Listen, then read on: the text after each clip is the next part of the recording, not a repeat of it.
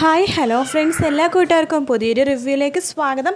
Episode delay ആയിട്ട് episode വരുമ്പോൾ ഉടനെ തന്നെ റിവ്യൂ ആയിട്ട് ഇടുന്നതായിരിക്കും.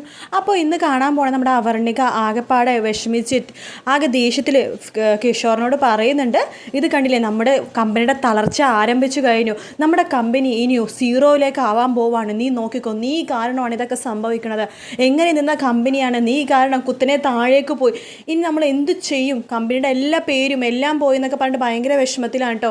അതിനുശേഷം അവർണിക പറഞ്ഞിട്ട് ഇപ്പോൾ നമ്മളെ ഹെൽപ്പ് ചെയ്യാൻ വേണ്ടിയിട്ട് ആരും തന്നെ മുന്നോട്ട് വരുന്നില്ല അച്ഛാ, കാരണം നമ്മളെ കൊണ്ട് അത് വീട്ടാൻ പറ്റില്ല, കടം വീട്ടാൻ പറ്റില്ല എന്ന് വെച്ചിട്ട് ആരും തന്നെ നമ്മളെ ഹെൽപ്പ് ചെയ്യാൻ തയ്യാറല്ല. പക്ഷേ ഒരാൾ ഞങ്ങൾ ചോദിച്ചാൽ ഹെൽപ്പ് ചെയ്യും, അത് വേറെ ആരുമല്ല, ഗോവിന്ദ് സാറും അവരുടെ ഭാര്യ ഗീതാഞ്ജലിയും.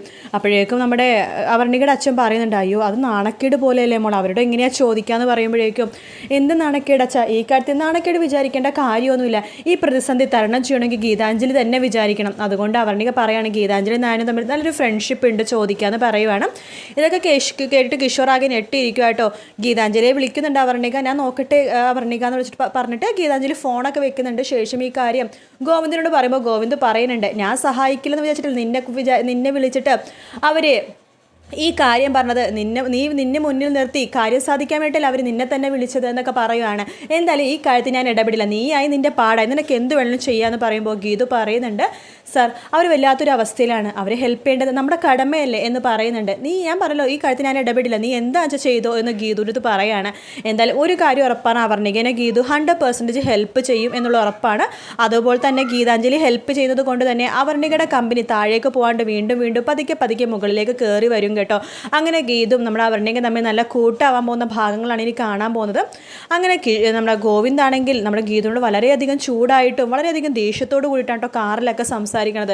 പരസ്പരം സംസാരിക്കണേ ഇല്ല, ഗീതു നിന്നെ ചോദിച്ചാലും കടിച്ചു കീറാൻ പോണ പോലെയാണ് ഗോവിന്ദ് സംസാരിച്ചുകൊണ്ടിരിക്കുന്നത്. നീയായി നിൻ്റെ പാടായി, എൻ്റെ കാര്യത്തിൽ നീ ഇടപെടണ്ട, നീ എന്താ ചെയ്തോ അതെന്നോട് ചോദിക്കുകയും വേണ്ട എന്നൊക്കെയാണ് നമ്മുടെ ഗോവിന്ദ് ഗീതുവിനോട് പറയണത്. അവർ തിരിച്ച് അറയ്ക്കലേക്ക് എത്തുവാണ്. നമ്മുടെ രാധികാമ്മ ചിരിച്ചുകൊണ്ട് കഴുത്തറയ്ക്കാൻ വേണ്ടി വരുന്നുണ്ട്, ഗോവിന്ദിന് മുമ്പിൽ ചിരിച്ചുകൊണ്ട് വരുന്നുണ്ട്. ശേഷം ആരതിയൊക്കെ ഒഴിയുന്നുണ്ട്. ആരതി ഉണ്ടിട്ട് നിലവിളക്ക് ഗീതുവിൻ്റെ കയ്യിൽ കൊടുക്കുകയാണ്. ഗീതും അതുപോലെ തന്നെ നിലവിളക്ക് വാങ്ങിച്ചിട്ട് ഒരു പുച്ഛ ചിരിയോടുകൂടി രാധികാമ്മനെ നോക്കുമ്പോൾ രാധികാമ്മ ആ ഒഴിഞ്ഞ ആരതി നിലത്തിട്ടിട്ട് ഉടയ്ക്കുവാട്ടോ. ശേഷം ആകെ ദേഷ്യത്തിലാണ് രാധികാമ്മ. ഓരോന്നൊക്കെ പറയുമ്പോൾ ഗീതു പറയുന്നുണ്ട്, നിങ്ങളെന്തിനെ എന്നെ ഉപദേശിക്കണത്, നിങ്ങളെന്തിനെ എൻ്റെ കാര്യം നോക്കണത്, നിങ്ങളെ എൻ്റെ കാര്യങ്ങൾ തീരുമാനിക്കാനൊന്നും ആയിട്ടില്ല, ഞാനായി വീട്ടിലെ കാര്യങ്ങൾ ഇനി തീരുമാനിക്കാൻ പോണത്, ഗോവിന്ദ് മാധവൻ്റെ ഭാര്യയായി ഞാൻ എൻ്റെ കാര്യങ്ങൾ തീരുമാനിക്കുകയാണ്, നിങ്ങളാരാ, ഞാൻ നോക്കിക്കോളാം എല്ലാ കാര്യങ്ങളും എന്നൊക്കെ പറഞ്ഞിട്ട് ഗീതു ആ അവകാശവും അതുപോലെ അധികാരവും ഒക്കെ നേടിയെടുക്കുമ്പോഴേക്കും രാധികാമ്മക്ക് ദേഷ്യം വരുവാണ്.